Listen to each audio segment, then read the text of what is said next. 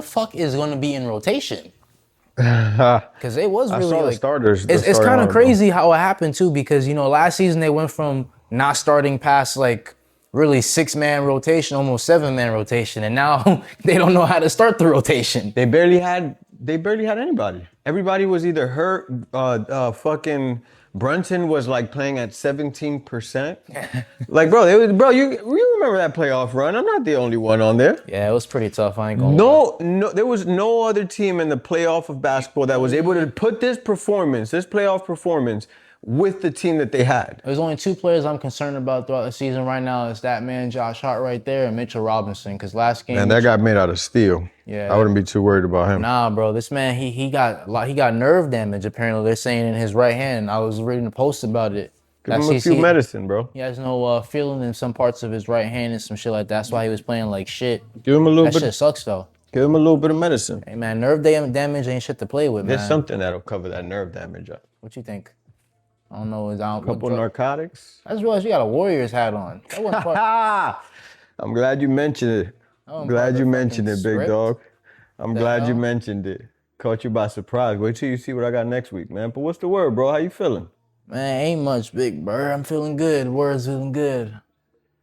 What's the word, big bro? I'm just with you. Ain't much, can't call it. Nothing, $1. 75 cents after taxes, my friend. Say that. Yes, sir. Welcome everybody here on Court and Coach, another episode. We love being with y'all. Anyways, we got not too much on the kind of the road today, but the biggest thing I want to talk about, I don't know if you had peeped or seen not too long ago, but the boy Trae Young from the Atlanta Hawks, they looking like they might be like done, man. They be all right. They be all right. All right. Yeah, I seen they roster, bro. They stacked. Stacked. I don't know what you mean by stacked, honestly. You got Porzingis. You got a backup center there.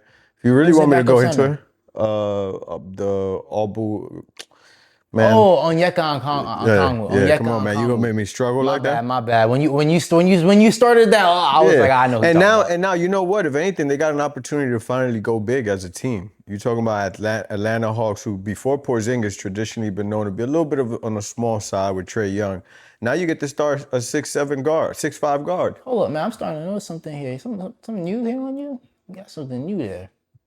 What's going on? Change something up? What is it? Your boy got a new couch. Oh, you feel me? Oh, snap. You feel me? Right, okay. We upgraded, boy. You know. Upgraded? Yeah, we got income tax a little early. All right, income tax a little early, bro. Christmas came a little early. I see you got the Warriors hat on. Yeah, you know, representing, boy. Right, representing. I need everybody to understand, boy. There's 2 statements I'm making today. Okay, what 2 statements. What do statements is? Golden State Warriors and comfortability, baby. You hear me? So you're comfortable with the Golden State Warriors right now? I'm comfortable with the Golden State Warriors, baby. There's two strong statements there. I'm not comfortable. But no, back to Trae Young. Trae Young in Atlanta. Out 4 weeks. He's out 4 weeks until they reevaluate him. He potentially could be out a little longer than that. 4 weeks is a long time, man. It's to start the new month of November. You know what I'm saying? You out 30 days to December time. You can pretty much think they're going to be out for the NBA Cup thing. I don't even think that's just going to happen. Yeah, I mean, no, but again, I want to say that they're competing, bro. They now get to play a big lineup.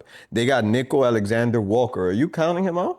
6'5" guard. I haven't seen much from him. Move on. We haven't seen much from him. He may share the same name as SGA, whatever you want to say. Okay, but well, he's not the same guy. They also got Jalen Johnson, 6'8". Okay. Yeah. They also got Porzingis, as we talked about. Okay, they got Jacob Toppin now, who gets to step up. Porzingis got an issue right now. I don't know if you've seen it recently. He had released the medical issue he has. I don't remember what it is specifically, but if he's standing up for a very long time, he can't basically catch his breath, essentially. It's hard for him to breathe because I'm assuming with how tall he is. That's fine. So that's kind of the thing that's causing him to stay consistent throughout the whole entire season. That might play a role. You ain't got no Trae Young this month, and then you have Kristaps got to sit out some games.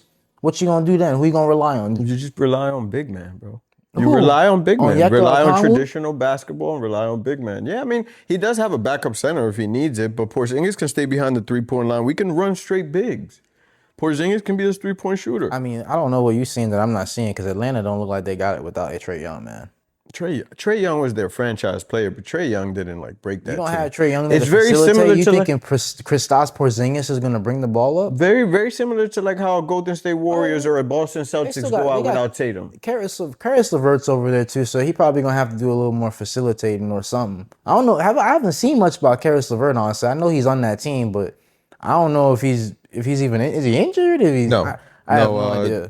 Trae Young is the only person injured for the Atlanta Hawks right now, Okay. which is why I'm saying they're a healthy team. They're stacked. Okay.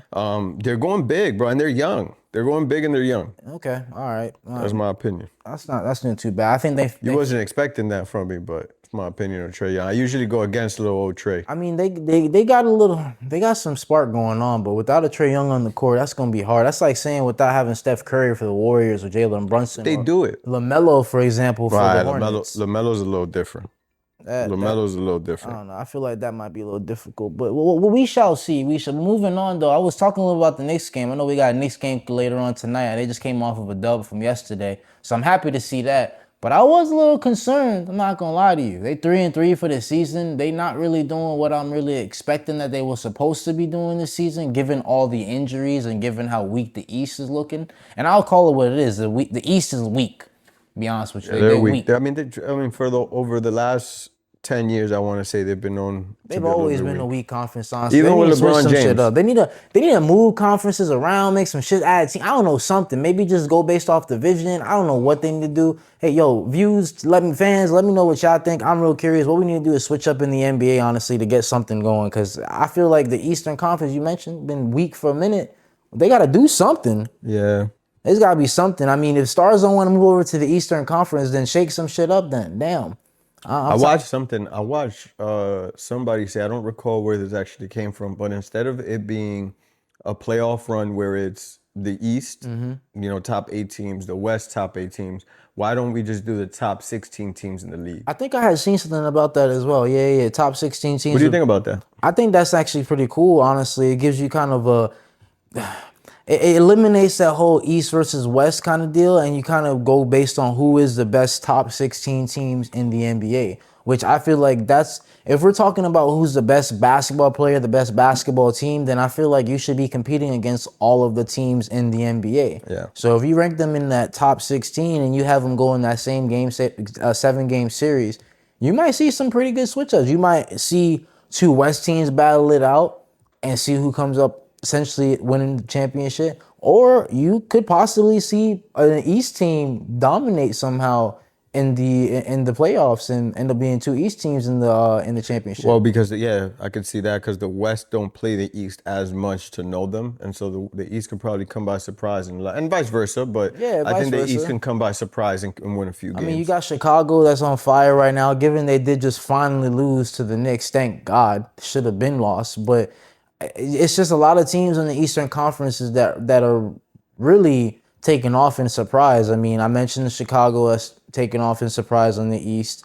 Miami, surprisingly, they're actually still doing very well. All things considered, no Tyler Hero, no problem, I'm guessing. And then, not to mention, they also got other teams like Philadelphia 76ers, who took me by surprise.